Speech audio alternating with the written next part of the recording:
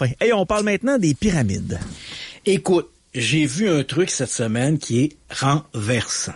Et il faut que vous voyez, là, je le dis à toi, mais je le dis également à tous les auditeurs, c'est un documentaire. Bon, je vais mettre un petit bémol, là, ça va être un petit peu choquant, là, mais c'est un vidéo, c'est un documentaire de 2h15, donc 2h15 minutes. Un très, très beau documentaire avec des images léchées, une belle narration, tout ça, qui a été réalisé par Cyril Barbas, qui est un Français, un grand amoureux de l'histoire. Et son documentaire s'appelle Pyramide, le grand virage. Et dans ce documentaire, il reprend tous les arguments qui ont été proposés au cours des dernières années que les archéologues ont jugé comme tout à fait ridicule. Puis c'est vrai que souvent les archéologues n'ont pas de temps à perdre. Rappelle-toi, à un moment donné, il y a 2 ans, il y avait 2 ou 3 ans, il y avait eu la sortie de ce documentaire qui s'appelait La révélation des pyramides, qui était une espèce de truc tout à fait horrible où on essayait de faire croire aux gens que les pyramides avaient été construites par une super civilisation qui connaissait plein de trucs, le nombre pi, etc., puis le nombre d'or, puis mais d'un ridicule qui ne servait qu'à exploiter l'ignorance des gens. On avait reçu sur l'émission Jean-Pierre Adam, qui est un architecte spécialisé dans les monuments anciens en France et qui est aussi archéologue. Et Jean-Pierre Adam, nous avait un peu expliqué quelles étaient les techniques utilisées par ces gens-là. D'autant plus que Jean-Pierre Adam apparaissait dans ce documentaire de la révélation des pyramides. Mais comme il l'avait dit, comme il nous l'avait si bien expliqué, on lui faisait dire, il avait parlé pendant 5 minutes, on avait haché littéralement son commentaire pour refaire un montage de 4 ou 5 mots qui donnait l'impression qu'il y avait un mystère alors qu'il n'y avait pas de mystère. Et bon, tout ça était finalement de la manipulation. C'est un faux documentaire et de la manipulation de l'information. Puis je dis faux documentaire, c'est même pas un faux documentaire. C'est visiblement un documentaire qui ne sert qu'à exploiter l'ignorance des gens. Donc, on a voulu un peu répondre à tout ça. Qui a construit les pyramides? Comment ils ont transporté les blocs? Comment ils les ont taillés? Comment ils les ont assemblés? Comment tout ça a débuté? Parce que, évidemment, les Égyptiens l'histoire de l'Égypte antique ne débute pas avec 3 grandes pyramides construites sur le plateau de Gizeh. Il y a eu une évolution avant d'arriver là. Et donc, il y a tous ces éléments-là, et c'est ce qu'on retrouve dans ce document, Pyramide, le grand virage. Et on ne fait pas le procès des tenants des hypothèses extraterrestres sur civilisation passée, l'Atlantide et tout le reste, mais on les évoque, on présente leur discours et ensuite on va analyser ce qui est dit et on trouve des explications alternatives. C'est un très, très bon documentaire. On retrouve là-dedans Jean-Pierre Adam, qu'on avait reçu à l'émission il y a 2 ou 3 ans. Et on retrouve également Irna Osmanovic, qui tient un site Internet qui s'appelle le site d'Irna, où elle parle d'archéologie et d'histoire. Elle-même, elle est géomorphologue, puis elle administre ce site-là où on parle beaucoup d'archéologie. C'était d'ailleurs une belle surprise de la voir, Madame Osmanovic, parce qu'on la voit très rarement. Donc, elle est omniprésente lorsqu'il est question sur le web d'archéologie, d'histoire, principalement en France. Mais c'est vrai que c'est une dame qu'on voit rarement à l'écran. Et là, elle apparaît dans ce documentaire. C'est très, très, très bien documenté. Les images sont belles, la musique, tout ça, c'est parfait. Donc, gardez ça en mémoire. Pyramide, le grand virage. Et pourquoi le garder en mémoire? Parce que depuis hier, la vidéo a été, comme on dit, strikée par YouTube, parce que pendant à peu près 10 secondes dans le documentaire, l'animation présente les fameuses... Te rappelles-tu, Yannick, on avait parlé de ça il y a quelques 2, 3, 4 ans, maintenant je perds un peu le fil. On avait parlé de ces histoires de petites momies retrouvées au Pérou qui avaient 3 doigts. Oui. Et on avait reçu justement... un historien, un archéologue qui était attaché, je crois que c'était au Musée de l'Homme à Paris, et qui nous avait dit, tout ça c'est de la fraude, on voit bien que les os, quand on tire des rayons X, on voit bien que les os sont pas attachés les uns aux autres, il n'y a pas de cartilage, c'est visiblement du rafistolage, de la quincaillerie qui a été fait avec des os d'animaux, tout ça, puis on a voulu nous faire accroire à ce truc-là. Et dans le documentaire dont je te parle, Le Grand Virage, derrière ces fameuses petites momies là retrouvées au Pérou, il y a un Français qui se présente un peu comme un Indiana Jones à la recherche de la cité perdue des Incas qui s'appelle Paititi et il s'appelle Jamin et donc, Monsieur Jamin, visiblement, à un moment donné, dans le documentaire, Le Grand Virage, on voit des images où Thierry Jamin tient dans ses mains l'une de ses petites momies à 3 doigts. Et ça dure à peu près 10 secondes, là, cette séquence. On voit donc Jamin qui tient l'une des momies et la narration nous dit... voilà, on a fait beaucoup de fraude en archéologie pour essayer de raconter toutes sortes d'histoires fantaisistes et fantastiques. C'est le cas, par exemple, des pierres d'Ica. C'est le cas également des momies, les momies de Thierry Jamin. Donc, le commentaire se limite à peu près à ça. Une image de Thierry Jamin et le commentaire dit « comme les momies de Thierry Jamin ». Mais Monsieur Jamin, visiblement, n'a pas apprécié que l'on évoque sa supercherie, comme c'est souvent le cas, hein, les escrocs n'aiment pas être pris la main dans le sac. Donc, Monsieur Jamin a adressé à YouTube une demande de retrait de la vidéo sous prétexte qu'il y avait violation des droits d'auteur. Mais bon, gardez en tête Pyramide, Le Grand Virage, parce que ça cette demande-là de Thierry Jamin, elle est tout à fait super, elle est tout à fait, comment je pourrais dire, ridicule, parce que dans le cadre du documentaire, on peut quand même utiliser pendant 10-15 secondes des images si on les utilise à titre de démonstration. Ce n'est donc plus un vol, ce n'est pas un plagiat, c'est une démonstration. Bon, voilà, si tu dis, bon, comme à l'Assemblée nationale, puis tu montes une séquence de 15 secondes de l'Assemblée nationale pour supporter le propos, il n'y a pas violation du droit d'auteur puisque l'image est utilisée plutôt à titre de référence. Donc, la demande de Thierry Jamin est frivole, c'est sûr qu'elle va tomber et que le vidéo sera de nouveau disponible sur YouTube. Ce qui est extraordinaire de cette vidéo, Yannick, c'est que non seulement elle est fascinante, mais elle est tout à fait gratuite. Hein. Il n'y a pas rien à débourser. Les gens qui l'ont fait avec l'objectif de la rendre accessible au plus grand nombre de gens possible. Donc, elle était disponible. Elle a été rendue disponible mardi, mais dès ce matin, la vidéo a été, comme je l'ai mentionné, strikée par Thierry Jamin, mais d'ici quelques jours, elle devrait être à nouveau disponible sur le web, sur YouTube, entre autres, Pyramide, Le Grand Virage, et c'est vraiment extraordinaire. Une fois qu'on a vu ça, si tu continues à croire que derrière la construction des pyramides, il y a une super civilisation du type Atlante ou des extraterrestres, il y a rien qui va te convaincre du contraire. Tu sais, je veux dire, ce qui est assez amusant, c'est moi qui a visité les pyramides, je dis souvent aux gens, quand on voit des beaux blocs carrés de la pyramide, faut se rappeler que ces blocs-là, ce sont les blocs extérieurs. Ouais. Les gens s'imaginent souvent que les Égyptiens ont taillé 2 500 000 blocs de pierre, tout carrés, tout beaux, puis qu'ils ont tout monté pour faire la pyramide. Ça, c'est de la foutaise, hein? En réalité, les seuls blocs taillés, c'est les blocs de l'extérieur. Le dedans de la pyramide, c'est du gravat. C'est rien d'autre que ça, là. Ils ont construit des murs extérieurs, ils ont construit des tunnels intérieurs, là. Ils ont donc mis en place les blocs là, de granit pour faire le grand corridor qui menait à la chambre du roi. Mais entre ces corridors-là et les murs extérieurs, imagine-toi, il y a pas des Égyptiens qui plaçaient des blocs. Il y a des gars plutôt qui arrivaient avec des brouettes puis qui vidaient du gravat pour remplir les espaces. C'est ça, la réalité. Donc, l'idée que c'est toujours des belles blocs, des beaux blocs taillés, là, ça, c'est de la foutaise. Et moi qui ai visité les pyramides, c'est un des trucs qui m'avait frappé. Quand on rentre dans la pyramide, on rentre par un tunnel qui a été fait dans l'Antiquité par des pilleurs de tombes. On avait défoncé un mur. Je dis l'Antiquité, mais c'est plus tardif que ça. Je dirais plutôt le Moyen-Âge. On a percé un tunnel.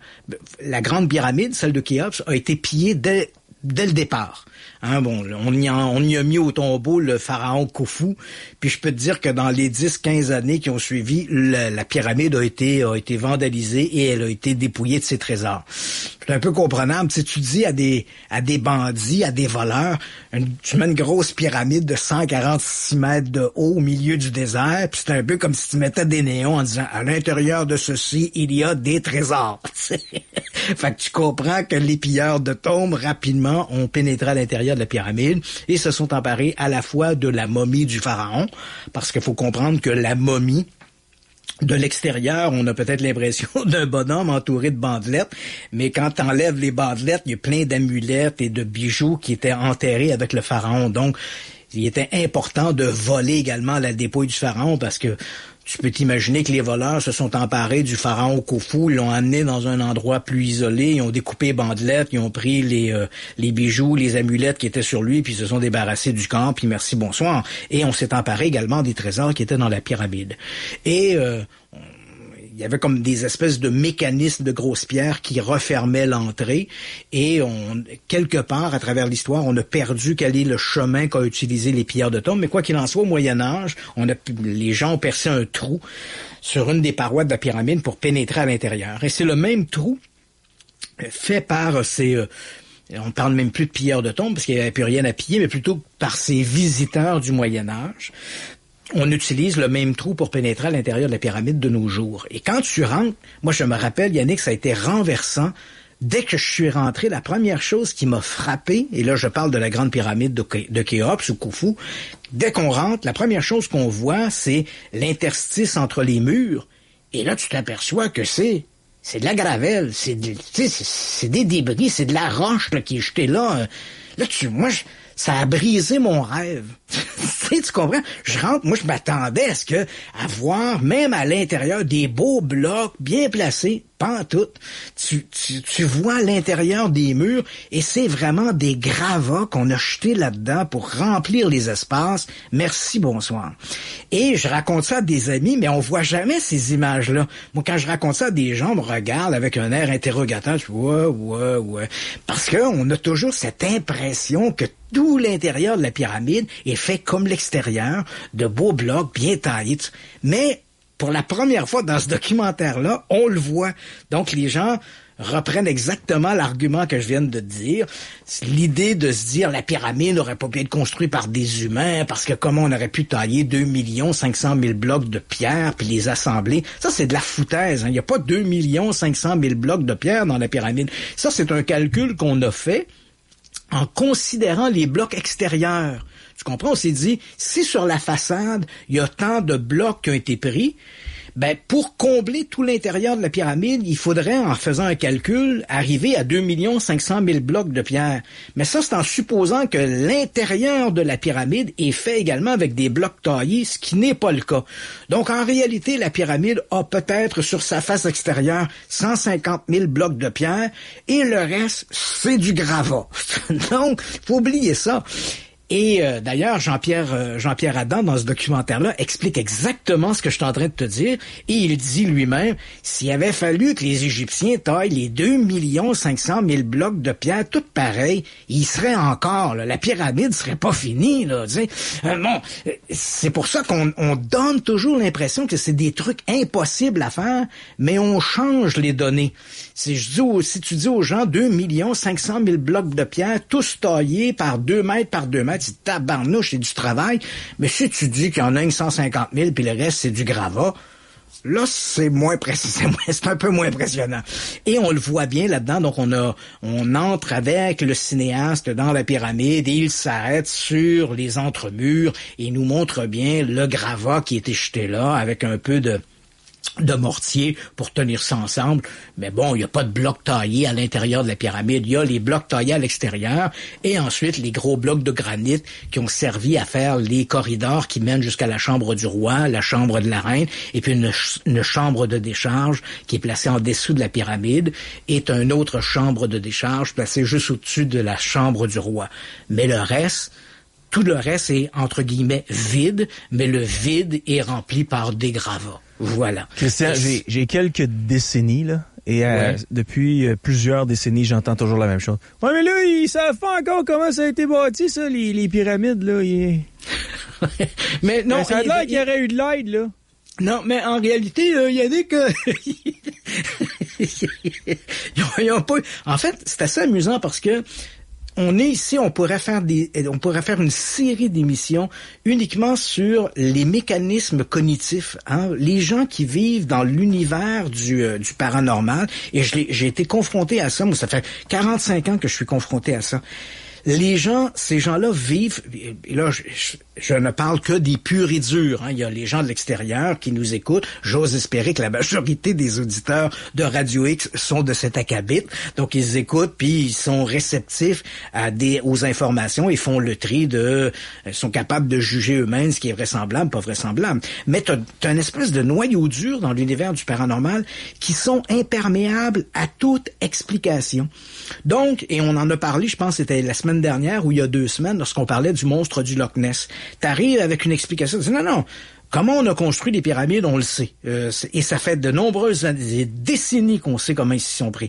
On sait d'où ils prenaient les blocs, on sait comment ils les ont transportés à la pyramide. On a même trouvé des parchemins qui ont été... On l'appelle le parchemin de Mérer. Mérer était une espèce de comptable pour le pharaon Khufu. On a retrouvé donc son parchemin dans lequel il dit « Bon, je suis allé acheter 8 blocs. Les blocs ont été mis sur le bateau, puis ont été amenés jusqu'à Gizeh. Puis ça coûtait tant du bloc. » Puis donc, on sait tout ça, là. Il y a pas de grand mystère là-dedans.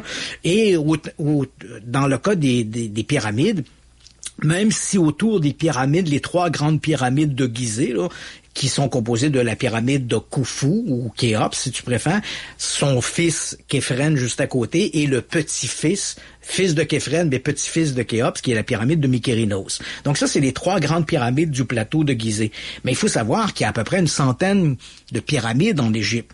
Et donc, la pyramide à degrés de Saqqara, la pyramide rhomboïdale, la pyramide rouge, qui est d'ailleurs la première pyramide à face lisse qui avait été construite par Snéfrou, qui était le père du pharaon Khéops. Donc, on a plein de pyramides. Et dans le cas des autres pyramides, certaines ont été il y en a quelques-unes qui sont inachevées, et on a les rampes aux côtés. Donc, on voit qu'ils construisaient des rampes, puis montaient les blocs par des rampes. Parce qu'on les a, ces rampes-là. On a des pyramides inachevées où on a encore les rampes autour. On a encore des rampes également qui sortent des carrières, qui montrent bien qu'on utilisait les rampes pour sortir les blocs. On a trouvé, si on visite le musée du Caire, on a aussi les traîneaux de bois sur lesquels on plaçait les blocs pour les tirer. Donc, tout ça est connu. Il n'y a pas de mystère là-dedans. Mais même si tu dis ça à un pur et dur, il va te regarder, il va dire « Et il va se revirer de bord, il va dire à son voisin, les pyramides, ça c'est un grand mystère, on ne sait pas comment ça a été construit. » Ces gens-là sont imperméables. Et c'est étonnant, tu te dis, mais voyons, je viens de te dire comment c'était construit, c'est des trucs que tu peux toi-même vérifier, on a les outils, on a les traîneaux, on a des pyramides avec des rampes autour, on sait tout ça, là. En fait, le grand problème des pyramides, si tu poses la question à un archéologue, et je me rappelle que Jean-Pierre Adam l'avait évoqué, le problème des grandes pyramides, c'est l'administration du chantier. C'est pas de savoir comment on coupe les blocs, c'est pas de savoir comment on les amène, puis on les monte, puis on construit la pyramide, c'est comment on arrive à gérer 100 000 ouvriers qui vont travailler à la construction de la pyramide. Tu vois, c'est un gros problème parce qu'il fallait construire des quartiers pour les ouvriers. On sait que les ouvriers n'étaient pas des esclaves. Là. Oublions Moïse là et les 10 commandements avec le fouet puis les gars qui tirent le bloc. Là. C'était pas comme ça que ça se passait. C'était des ouvriers et il y avait là-dedans des ouvriers spécialisés, notamment dans la taille des pierres, dans la sculpture et autres, la façon dont on polissait les pierres. Donc, il y avait vraiment des ouvriers spécialisés. Il y avait des autres ouvriers qu'on pourrait qualifier de les journaliers qui travaillaient la construction de la pyramide. C'était un grand projet collectif de société. On construisait la pyramide pour le pharaon et ces gens-là, donc, travaillaient une partie de l'année au champ pour leur famille, tout ça. Et une autre partie de l'année, ils travaillaient au chantier de la pyramide. Donc, on avait des équipes qui se relayaient. Et quand ils travaillaient au chantier de la pyramide, ils étaient logés, ils étaient nourris. Et dans le cas des ouvriers spécialisés, ils étaient même payés pour le travail qu'ils faisaient.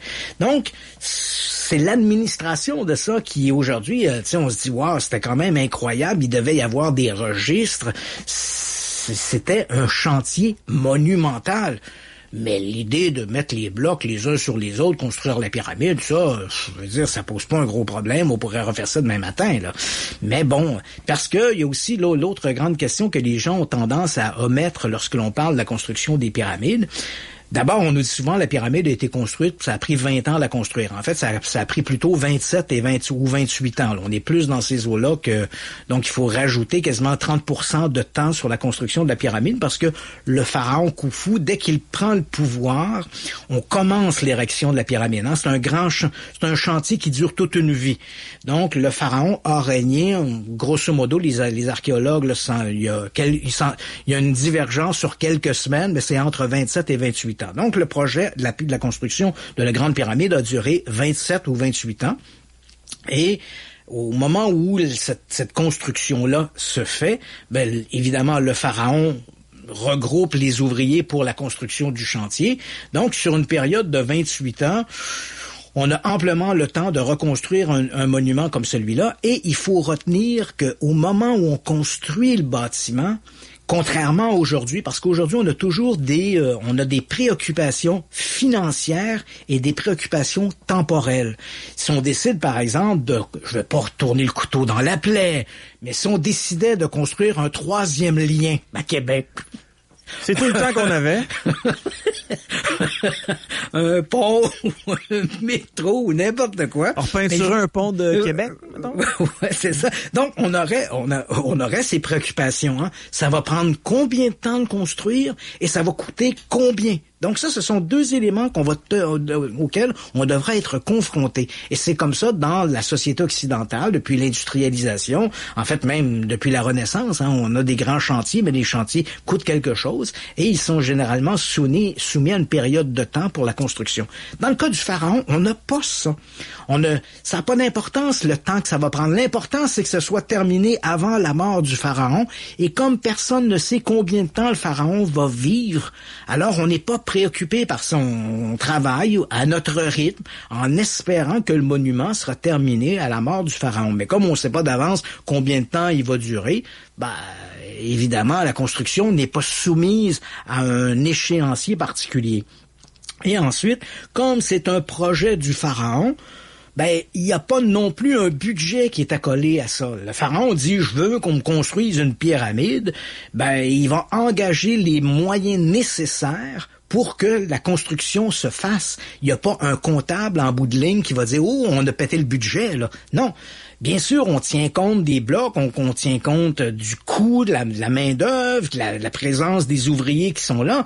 Il y a un exercice comptable qui se fait, mais il n'y a pas un comptable qui va aller voir le pharaon. J'essaie d'imaginer l'homéraire qui s'en va voir Khufu en disant, écoute, on va couper un peu dans la pyramide parce qu'on a pété le budget. Ça n'existe pas, ça. Ça a jamais existé. Donc, on a tendance à oublier qu'à l'époque de ces grandes constructions qui ont marqué l'Antiquité, elles étaient généralement des œuvres qui étaient engagées par la société et il n'y avait pas de temps ni de budget qui était accolé à ça. Donc, bref, tout ça pour te dire, ce documentaire Pyramide, le grand virage, c'est extraordinaire. On nous fait visiter des lieux qu'on voit très rarement dans des documentaires sur la pyramide. Donc, on voit les passages, on voit justement ces pierres de remblai qu'on a utilisées à l'intérieur, on voit les mortiers utilisés. On voit également que les Égyptiens, c'était pas toujours parfait. Hein? On voit plein d'erreurs qu'ils ont commis, puis là, ils ont essayé de boucher le trou. Pour des ouvriers, c'est correct, mais pour des extraterrestres, ça serait moins bon. C'est ce qu'on nous montre. En fait, ce qu'on voit bien dans ce documentaire-là, c'est on voit bien l'empreinte humaine derrière cette construction qui est tout à fait fantastique. Moi, je dois te dire, Yannick, la première fois que je me suis retrouvé au pied de la Grande Pyramide, passe-moi l'expression, je vais pas être vulgaire, là, mais j'étais sur le cul. Écoute, tu regardes ça, c'est gros comme une montagne. C'est une montagne construite de main d'homme. C'est renversant comme monument, là. Mais bon, bien sûr, quand tu commences à longer la base de la pyramide, tu commences à voir quelques petits détails. Moi, faut dire que je n'ai jamais cru que la pyramide avait été construite par des extraterrestres ou par une super civilisation. Donc, évidemment, en faisant le tour de la pyramide, je voyais plein de pierres qui étaient mal placées, sur lesquelles on avait mis un peu de mortier pour essayer de cacher une erreur. Donc, on voit ça, c'est assez évident, ça saute aux yeux. Il y a même des pierres à la base qui sont même pas finis d'être taillés. Hein. Visiblement, quand on a fini les pierres de parement à la base, le pharaon, à ce moment-là, était mort ou il était sur son lit de mort.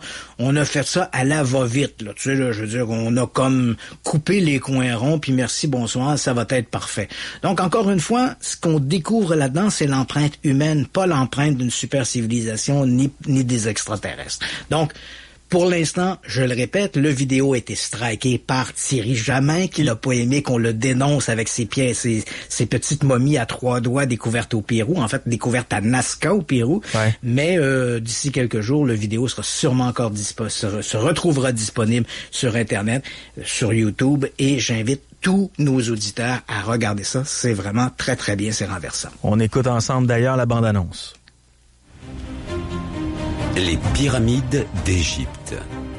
Elles surprennent, interrogent et fascinent ceux qui les découvrent. Mais elles font aussi l'objet de nombreux fantasmes.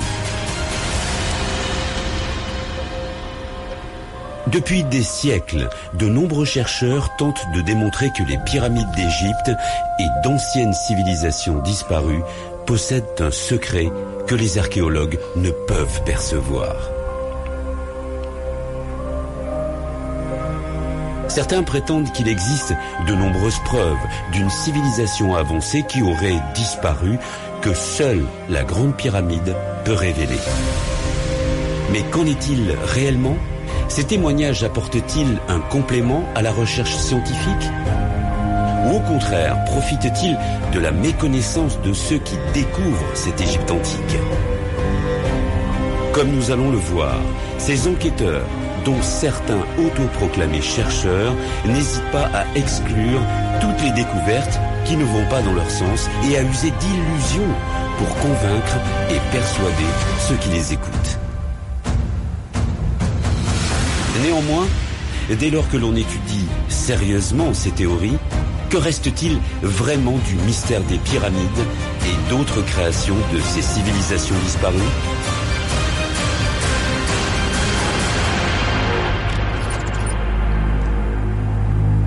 Donc voilà, c'est la bande-annonce du film, du docu-film Le Grand Virage. Ça me donne envie de le réécouter une deuxième fois. Non, mais c'est vraiment très, très bien. Écoute, Yannick, c'est le genre de documentaire que j'aurais rêvé de faire. Dans toutes les séries que j'ai fait, j'ai souvent essayé de mettre en parallèle les affirmations un peu fantaisistes de gens qui croient à toutes sortes d'éléments, les fantômes, les extraterrestres, tout ça. Puis je dis pas que tout est faux, mais il y a plein de trucs là-dedans qui tiennent pas la route. Et j'ai essayé souvent de mettre en parallèle un peu ces convictions, ces croyances populaires versus la réalité des faits. Et si on m'avait demandé de faire un documentaire sur les pyramides et en particulier la Grande Pyramide, ce documentaire, Le Grand Virage, c'est exactement le documentaire que j'aurais rêvé de faire.